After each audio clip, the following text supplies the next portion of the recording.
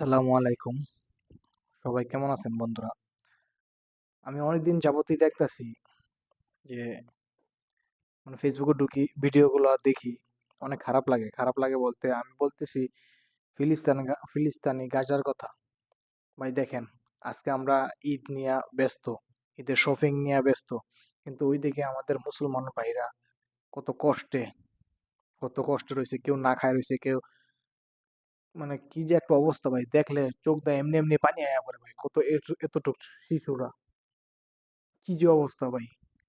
একটা শিশু, আপনারা তো হয়তো দেখছেন, একটা শিশু বলতেছে, 4-5 বছরের শিশু ভাই, 5 দিন ধরে বিলে না খায় রয়েছে, 5 দিন ধরে বিলে রাস্তার মাঝে শুয়ে থাকে।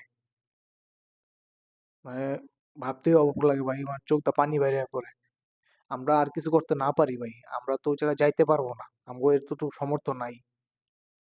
কিন্তু ওদের জন্য তো দোয়া করতে পারবো, ওই রমজান মাসে উসিলায় যাতে আল্লাহ ওদেরকে শান্তি দেয়, যারা জুলুম করতেছে ওদের উপরে। আমরা তো মুসলিম, তাদেরকে ঘৃণা করি ভাই।